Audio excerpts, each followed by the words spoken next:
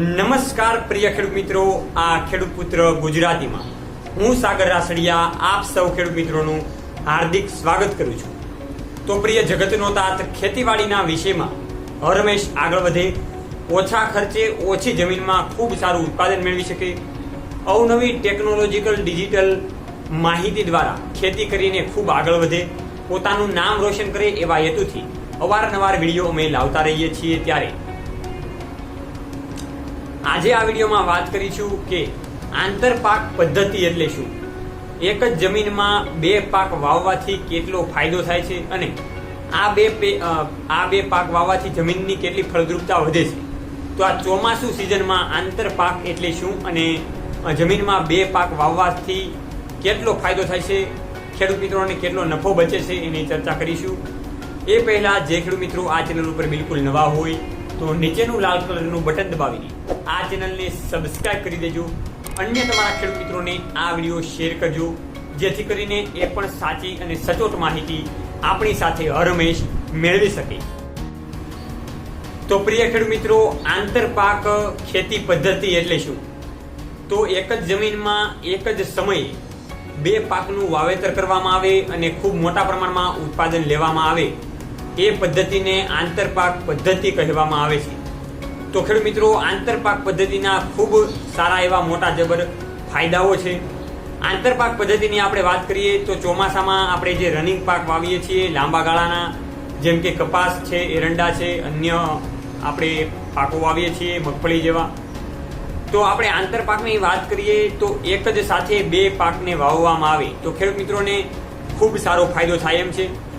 2-3 વર્ષ પહેલા જ્યારે આપણે વરસાદ ઓછા પડતા હતા ત્યારે ઘણા બધા ખેડૂત મિત્રોએ આંતરપાક વાવીને પોતાનો ખર્ચો એમાંથી કાઢેલો હતો અને ઘણો સારો નફો મેળવેલો હતો।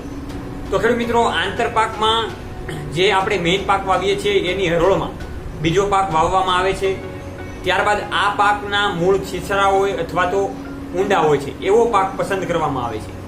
એટલે કે માની લઈએ કે દાખલા તરીકે કપાસના પાકનું વાવેતર કરેલું છે તો તેમાં આંતરપાક તરીકે આપણે કઠોળની ખેતી કરી શકીએ અથવા તો કોઈ પણ બીજા પાકોની ખેતી કરી શકીએ, જેમાં આપણે આપણા પશુપાલનના નીણ માટે પણ આપણે કરી શકીએ, આપણા વપરાશ માટે ખવાતી શાકભાજીનો પણ આપણે એમાં સમાવેશ કરી શકીએ। તો ખેડૂત મિત્રો, આ રીતે આંતરપાકમાં ખૂબ મોટો ફાયદો થાય છે। આંતરપાકનો બીજો મેઇન ફાયદો કે ચોમાસામાં લાંબા ગાળાનો માની લો કે કપાસ વાવેલો છે અને છેલ્લે વરસાદ નથી, તો જે વહેલા પાકતો આંતરપાક છે એમાંથી તમને ફાયદો મળશે। ત્યારબાદ એવું હોય કે આપણે ટૂંકા ગાળાની કોઈ પણ જાત વાવી અને એમાં વરસાદ વધારે પડ્યો તો એ પણ પાકનું નુકસાન થાય, તો લાંબા ગાળાના પાકમાં આપને ફાયદો મળે। આંતરપાકથી આ બહુ વરસાદી સિસ્ટમમાં આપણને ફાયદો થાય છે। ત્યારબાદ ખેડૂત મિત્રો, આંતરપાકમાં બીજો એ મેઇન ફાયદો થાય છે કે એક પાકમાં જો રોગ તમારે આવે તો બીજા પાકમાં એમાં રોગ વધારે લાગતો નથી। ત્યારબાદ પાકની ફેરવણી કરવાની સાથે આપણે કહીએ છીએ કે કપાસ દર વર્ષે વાવીએ એટલે એમાં આવતા વર્ષે કપાસ નથી થતો, મગફળી નથી થતી, તો આંતરપાકનો જો એમાં સમાવેશ કરવામાં આવે તો તમારી જમીનની ફેરબદલી પણ એમાં થઈ જતી હોય છે।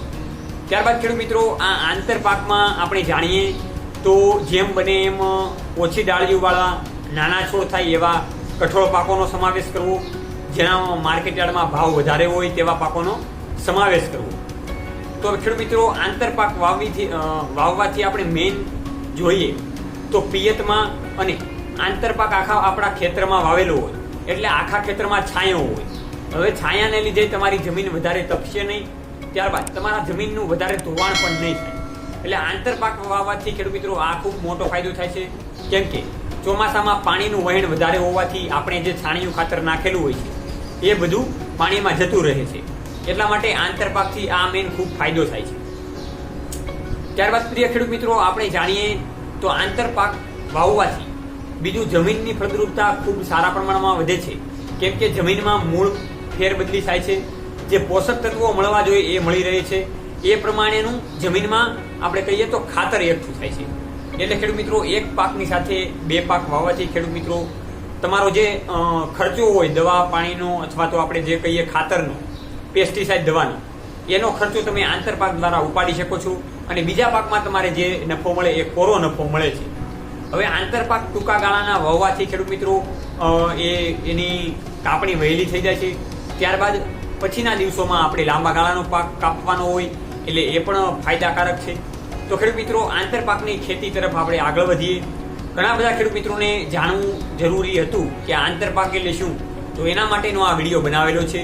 તો તમે જે રીતે માહિતી મેળવી એ રીતે તમારા ખેડૂત મિત્રોને, સગા સંબંધી મિત્રોને આ વિડીયોને શેર કરો, જેથી કરીને એ પણ સાચી અને સારી એવી માહિતી મેળવી શકે.